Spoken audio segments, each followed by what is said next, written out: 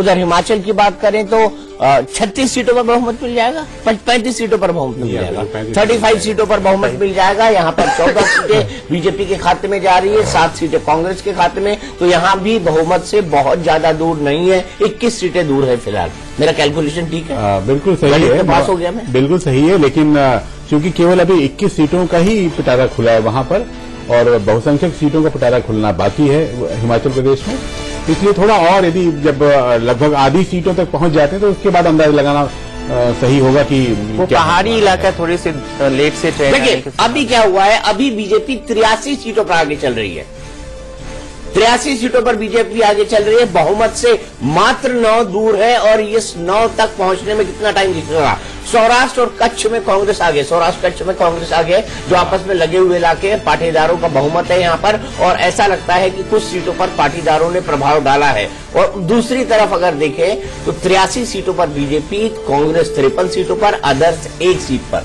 यानी इस वक्त बहुमत से 9 कम है भारतीय जनता पार्टी, रुझानों के हिसाब से देखा जाए तो। और दक्षिण गुजरात में बीजेपी बहुत स्ट्रांगली आगे जा रही है, जिसका मतलब ये हुआ कि सूरत के कपड़ा व्यापारियों की जो हजारों की, 1 लाख के आसपास तक की जो सभाएं, रैलियां हमने देखी, वो केवल वहीं तक के लिए सीमित हैं। वोटों में शायद तब्दील न हुई हो, उनके कर्मचारी जो सभाओं में गए होंगे, हो सकता है वो भी वोट भाजपा को जाकर के दे आए हों बाद में। क्योंकि यदि सूरत शहर में बीजेपी फिर से रिटेन कर लेती है, मैं अहमदाबाद नहीं बोल रहा हूं कि सूरत, केवल इसलिए क्योंकि कपड़ा व्यापारियों का और डायमंड व्यापारियों का सबसे बड़ी ताकत उसी शहर के अंदर है। यदि बीजेपी उस शहर को अपने पास फिर से ले लेती है, इसका मतलब ये होगा कि जीएसटी और नोटबंदी पर कुछ व्यापारी जरूर परेशान होंगे, लेकिन बाकी लोगों ने भाजपा का साथ दिया वहां पर। कुछ व्यापारी परेशान होंगे, लेकिन सर आपके लिए भी बड़ा फेमस सही है कि बनिए बीजेपी छोड़ के जाएंगे बनिए बीजेपी छोड़ के जाएंगे कहाँ, तो उनकी दौड़ ठीक बात है। मतलब एक वोट डालने नहीं गए होंगे, ये संभव है। बोलते थे मुल्ला की दौड़ मस्जिद तक, तो उनकी दौड़ भी बीजेपी तक ही है। और ये बड़ी सीधी और साफ बात है। और अब गुजरात में बीजेपी बहुमत से 7 सीटें दूर है, 7 सीटें दूर है। दक्षिण मध्य गुजरात और उत्तर गुजरात में बीजेपी को बड़ी बढ़त मिली है, और सौराष्ट्र और कच्छ में थोड़ा पीछे है। लेकिन बाकी इलाकों के बढ़त के आधार पर गुजरात में बीजेपी बहुमत से 7 सीट दूर है। उधर 23 सीटें हिमाचल की आ चुकी है, बीजेपी 14 पर आगे है, कांग्रेस 7 पर और अन्य 2 पर। सीधे चलते हैं हमारे सहयोगी यतेंद्र के और धीमंत पुरोहित के पास। धीमंत, मैं ये जानना चाहता हूं कि बहुमत से अब मात्र 2 दूर है, 90 हो चुके हैं भारतीय जनता पार्टी के, 90 यानी बहुमत से 2 सीटें दूर है भारतीय जनता पार्टी। धीमंत, मुझे आप ये बताइए कि जो आपका असेसमेंट था वहीं पर आएगा, या ये 130, 135 इस तरह से कहीं चले जाएंगे? नहीं, मुझे नहीं लगता 130, 35, 40 या फिर मोदी शाह का जो टारगेट था 150, वहां तक बीजेपी जा सकती है। 110 का मेरा आकलन है, मुझे नहीं लगता उससे बहुत ज्यादा आगे बीजेपी जा पाएगी। इसका एक कंक्लूजन मैं यही निकाल सकता हूं कि भले ही हार्दिक, राहुल और अल्पेश की जो टिकड़ी है गुजरात में, सरकार तो नहीं बना पाई कांग्रेस की, पर मोदी शाह का जो अश्वमेघ यज्ञ का एक मिनट में आपको साफ कर दूं कि रुझानों में गुजरात में बीजेपी को बहुमत मिल चुका है। रुझानों में गुजरात में बीजेपी को बहुमत मिल चुका है। बहुमत 92 का होता है और 92 सीटें पा चुकी है भारतीय जनता पार्टी रुझानों के अनुसार, और कांग्रेस 55 पर अटकी हुई है, अदर्स 1 पर। तो रुझानों में गुजरात में भारतीय जनता पार्टी को बहुमत मिल गया है। या आप देख सकते हैं राइट में मेरे देख सकते हैं कि किस तरह से हम गुजरात में सौराष्ट्र कच्छ की सीटें बता रहे हैं। 13 पर बीजेपी आगे है, 16 पर कांग्रेस आगे है। हमने कहा ये कमजोर इलाका था, पटेलों का इलाका था। वहीं दक्षिण गुजरात की अगर हम बात करें तो बीजेपी 22 सीटों पर और कांग्रेस 6 सीटों पर आगे है। वहीं हम उत्तर गुजरात की बात करें तो बीजेपी 23 सीटों पर और कांग्रेस 11 सीटों पर आगे है। और अगर हम मध्य गुजरात की बात करें, सेंट्रल गुजरात की बात करें तो बीजेपी 20 पे और कांग्रेस 10 सीटों पर आगे है। यहाँ भी आधे का अंतर। सौराष्ट्र कच्छ की बात करें, मैं बता चुका हूँ 13 पर बीजेपी आगे है और 16 पर कांग्रेस। यहाँ पर कांग्रेस को थोड़ा फायदा हुआ है। अब अगर बात करें स्कोर की तो 92 और 56 का स्कोर हो चुका है। गुजरात में रुझानों में बीजेपी को बहुमत मिल गया है। और अब देखिए 93 हो गए। तो जो हम लोग कह रहे थे कि 110 के आसपास जाकर टिकेगी या 110 से 120 भी हो सकती है, मेरे ख्याल से बाबा आपका फिगर 110 से 120 था। 110 से 120 हमने प्रिडिक्ट किया हुआ है। तभी मुझे लग रहा है कि आप कोलगेट का स्माइल कहाँ से ला रहे हैं या मुझे लगा कि पतंजलि दंत क्रांति यूज करना शुरू कर दिया। ये देखिए 150 सीटों में से ये स्थिति 32 सीटों 4 दिन से, लगभग 4 दिन से हम लोग सुन ही रहे थे। बीजेपी वाले अलग से सुना रहे थे कि हम 150 जीते हैं, कांग्रेस वाले तो वैसे गाली देते रहते हैं, और इनमें से न्यूज चैनल से भी कह रहे हैं कि नहीं गलत हो गया, गलत हो जाएगा। तो 4 दिन से अगर आपको कांग्रेस और बीजेपी दोनों बोले कि आपने गलत चलाया, इसका मतलब आप सोच के रखिए कि आपने बिल्कुल सही किया। बिल्कुल। मैं कभी सबसे बड़ा सर्टिफिकेट होता है, मैं दोनों पक्ष उसको अच्छे से गाली। मैं 7 साल से और जश्न होने लगा है, और ये जश्न कहाँ हो रहा है? कानपुर में। कहाँ अहमदाबाद, कहाँ कानपुर। लेकिन बीजेपी इसको कैसे माहौल में कन्वर्ट कर देगी कि पूरे देश में एक बार फिर बीजेपी की जय जयकार हो जाएगी। अच्छा सर, इसकी असर आप देखेंगे अभी 2-3 महीने में कर्नाटक में इलेक्शन है, नॉर्थ ईस्ट में इलेक्शन है। कर्नाटक में बताया जाए कि कांग्रेस की राज्य मध्य प्रदेश, राजस्थान, छत्तीसगढ़ को अब क्यों भूल गए? 1 साल बाद उसमें अभी टाइम है, 1 साल अभी टाइम है, लेकिन कर्नाटक में मेमोरी में 1 साल तो बनी रहती है। चिप में फिट है, मोदी की 3.5 साल से मेमोरी चल रही है, तो ये भी 1 साल और कर लो। कर्नाटक बीजेपी जीत जाएगी तो उसका भी इम्पैक्ट बिल्कुल बिल्कुल होगा। जीवन, मुझे ये बताइए कि जीत अहमदाबाद और गांधीनगर में, और ढोल नगाड़े और बाजे बज रहे हैं कानपुर में, क्या बता रहा है ये? फॉरवर्ड लुकिंग स्ट्रैटेजी बीजेपी की। देखिए दीपक जी, मुझे लगता है अमित शाह के उस आदेश का असर हो सकता है। अमित शाह ने साफ कहा था अगर 150 सीट बीजेपी नहीं ले पाती तो मैं नहीं चाहता हूं कि सेलिब्रेशन कोई हो। शायद बड़ी गंभीरता से ले लिया है बीजेपी कार्यकर्ताओं ने अमित शाह की ये बात को, और यही वजह है कि कमलम पर जहां मनीष और यतेंद्र खड़े हैं वहां अभी तक कोई इतना सेलिब्रेट कानपुर से दिख रहा है हमें। दीपक, ठीक है, तो यानी गुजरात में एक सीलिंग है कि 150 से कम हो तो आप जश्न थोड़ा कम मनाएं, लेकिन जश्न मनेगा। जीत चाहे जैसी हो, जीत होती है, और इसीलिए हम कहते हैं जो जीता वही सिकंदर। हमारे साथ अरविंद शर्मा है जो कांग्रेस हेडक्वार्टर से जुड़े हुए हैं, और यतेंद्र है जो बीजेपी हेडक्वार्टर से जुड़े हुए हैं। सबसे पहले अरविंद के पास चलता हूं। अरविंद, जितनी गहमा गहमी राजीव गांधी भवन में थी, क्या उतनी गहमा गहमी दिखाई दे रही है अभी भी, या लोग निकल के धीरे धीरे खिसकना शुरू कर चुके हैं? दीपक जी, अभी तो उम्मीदें बरकरार हैं। अभी भी कांग्रेस के जो कार्यकर्ता हैं वो देखे जा सकते हैं। कुछ एक लोग ऐसा लग रहा है कि यहाँ से नाराज होने की कोशिश कर रहे हैं। मैं उनका नाम लेना नहीं चाहूंगा, लेकिन कुछ एक लोग यहाँ से खिसकने की कोशिश कर रहे हैं, लेकिन उम्मीदें अभी भी बरकरार हैं। सुबह से ही यहाँ गहमा गहमी है। 2012 में यहाँ सन्नाटा हुआ करता था, लेकिन आज इनकी उम्मीदें कायम है। इनको भरोसा है कि हो सकता है इनको बढ़त मिले, लेकिन पूरी तरीके से विश्वास जरूर नहीं है। पूरी तरह से विश्वास नहीं है, और वो दिखाई दे रहा है जो रुझान आए हैं उसके हिसाब से। गुजरात में कुल 153 सीटों के रुझान सामने आ गए हैं, और 93 सीटों पर बीजेपी और 59 सीट्स पर कांग्रेस आगे है। और इस बीच ब्रेकिंग न्यूज और आ रही है, नितिन पटेल अब आगे हो गए हैं और विजय रूपाणी भी आगे हो गए हैं। वहीं जो तिकड़ी थी अल्पेश ठाकुर, जिग्नेश मेवानी और साथ ही साथ तीसरे नेता हार्दिक पटेल की, तो वो जो तिकड़ी है उसमें से 2 हार रहे हैं, और बीजेपी के तिकड़ी के 2 जीत रहे हैं। जीतू वघानी भी जीत रहे हैं जो कि गुजरात बीजेपी के अध्यक्ष हैं, और शक्ति सिंह गोहिल मांडवी से आगे हैं, जो बड़े स्ट्रांग नेता माने जाते हैं कांग्रेस के।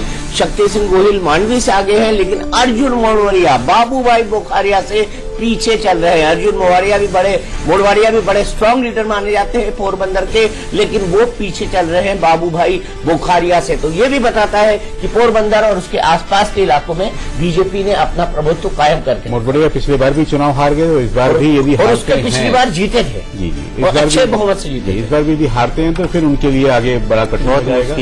उनकी पॉलिटिक्स कांग्रेस में कहीं एक नियम ये भी चलता है, 2 बार चुनाव जो हार गया उसको टिकट न देना।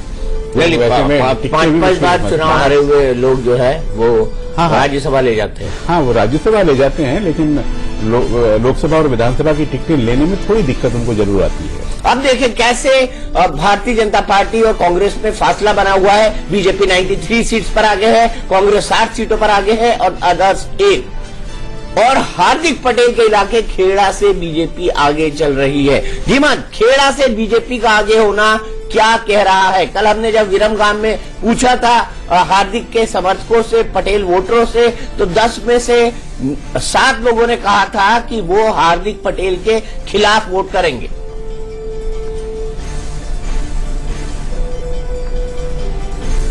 दीपक जी देखिए, नतीजों से एक बात तो साफ है कि हार्दिक का जितना हो हल्ला था, जितना हुआ था, इतना ये आंकड़ों में नहीं दिख रहा। जो हमारे सामने तस्वीर अब करीब करीब साफ हो रही है, गुजरात चुनावों की नतीजे जिस तरह हमारे सामने आ रहे, तो जो पाटीदारों का जो हवा बना हुआ था कि गुजरात चुनाव में स्थिति उलट सकते है, ऐसा कुछ तस्वीरों में तो कम से कम नहीं दिख रहा। हाँ, इसमें कोई शक नहीं कि सौराष्ट्र जो पाटीदारों का गढ़ है, वहां पाटीदार आंदोलन की, पाटीदारों के आरक्षण आंदोलन की कुछ असर जरूर दिख रही है। फिर भी हमें कम से कम 12 बजे तक इंतजार करना होगा, पूरी तस्वीर जब तक साफ नहीं हो जाती।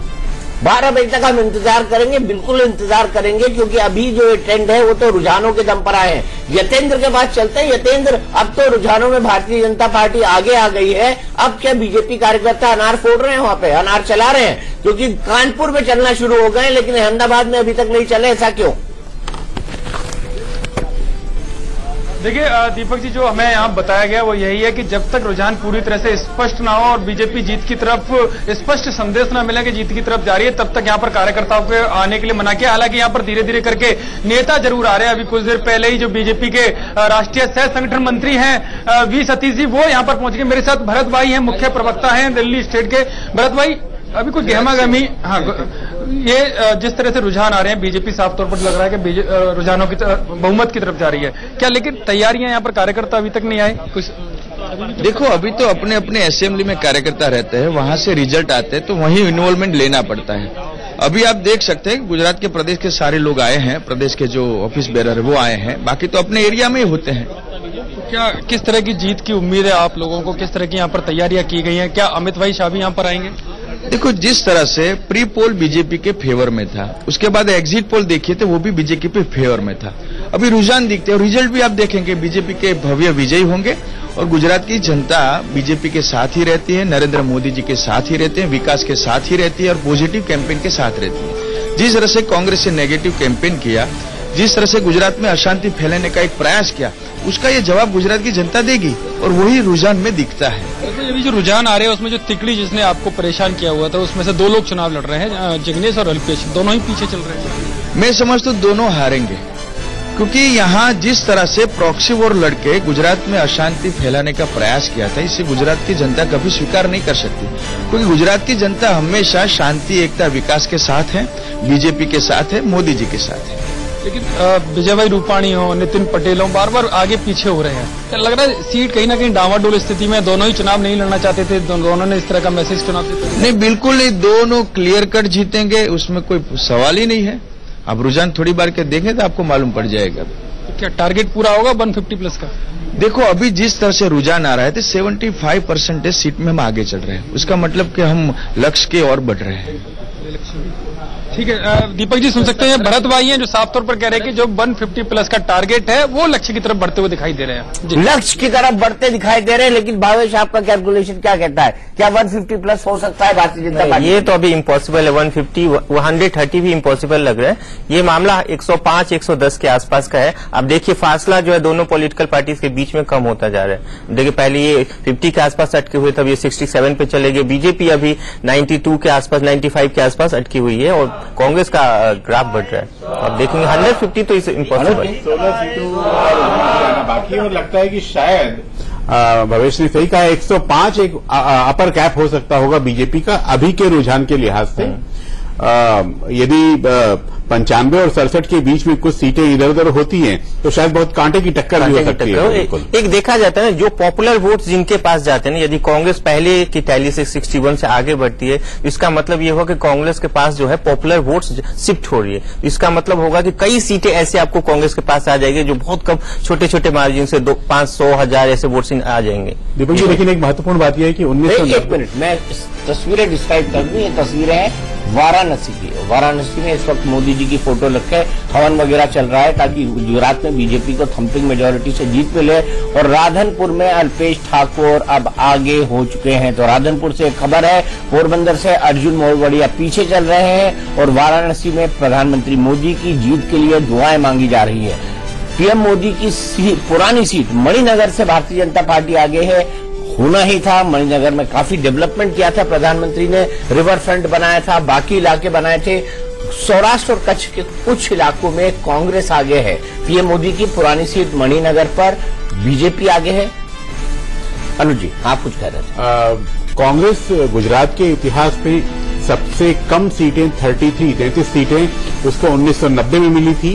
वहां उसके बाद वो कभी विधानसभा का चुनाव नहीं जीत पाई है, लेकिन हर बार वो अपनी सीटें बढ़ाती जा रही है। और इस बार भी ये ट्रेंड लग रहा है वो सीट उसकी बढ़ रही है। बिल्कुल सीट बढ़ रही है, लेकिन शिमला में क्या हो रहा है, हिमाचल में क्या हो रहा है? लगभग 29 सीटों के परिणाम माफ कीजिएगा रुझान आए हैं और 68 सीटें टोटल हैं। बीजेपी 16 पर और कांग्रेस 11 पर आगे है। तो रोहित, यहां ऐसा लग रहा है फिलहाल कि भारतीय जनता पार्टी के सामने कांग्रेस भी टक्कर में आ सकती है।